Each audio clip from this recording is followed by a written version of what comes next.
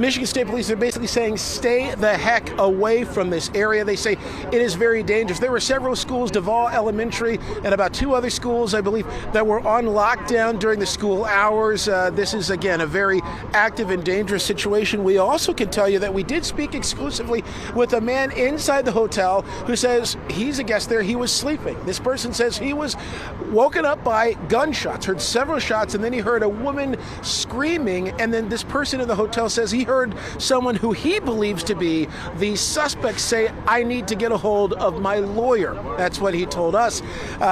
He jumped away from the phone for a little bit. The hotel called, and then he told us he came back and said the hotel staff is telling everyone to hunker down. Now, police said that they did do some evacuations, but about maybe an hour and a half ago or so, we did talk with someone who said they are still inside their hotel room waiting for all of this to clear. The ATF also involved in this investigation. We know that federal partners working with Michigan State Police and with Dearborn Police too. Again, very active situation. One person shot. Police not confirming their condition, but witnesses saying they saw someone coming out in a body bag, being brought out in a body bag. Schools on lockdown earlier. This scene is still very, very active. Obviously, a lot of traffic shut down, and this police are prepared to go as long as this takes. Negotiations ongoing. It's still not clear what exactly this person wants as they try to investigate this further. We'll send it right back to you. Yeah, Dave, if you can just have your photographer kind of give us a lay of the land behind you and give us an idea as to why this is such an issue. I mean, 22,000 block of Michigan Avenue is pretty busy, and I think it's between Military and Monroe. People need to stay out of that area because you can see how bad it is right now. Nothing is passable.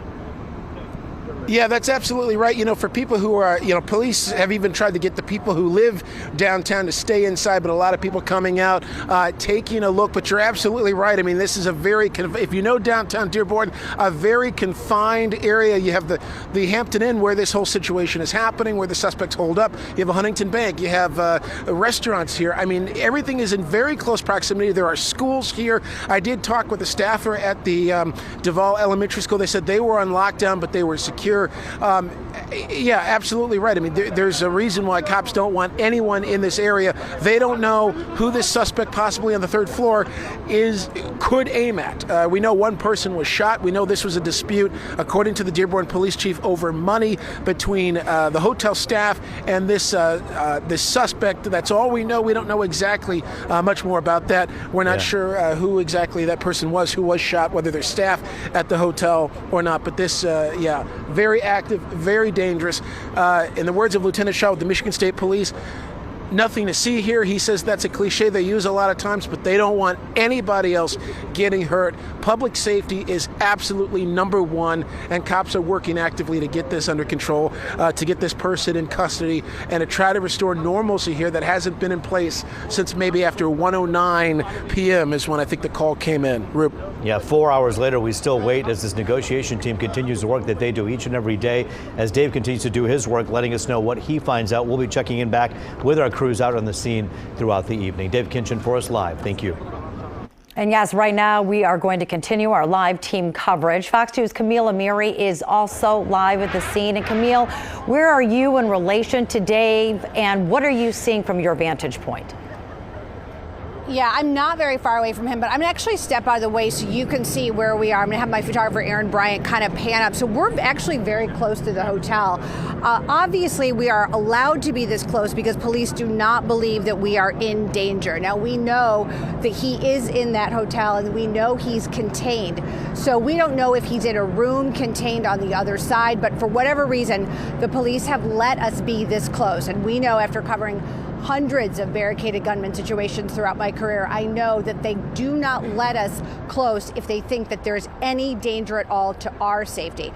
Now, I want to talk about the people around here because this is important. As you heard Dave talk, that they're warned to stay away from this area, but I will say that there are a lot of bystanders on foot because all the cars, all the traffic has been blocked off. I mean, this is Michigan Avenue in the heart of downtown Dearborn, but there are a lot of people walking around kind of just checking things out. There was a very large presence of people at the last press briefing at 4:15, just wanting to hear what the police had to say, and not a lot of new information. I mean, right now, if I can actually come back to us, we do see one police car coming towards us with their lights on, but other than that, it is very calm, very contained right now. So that's the good news. Of course, you heard Dave and kind of spell everything out, how things are going.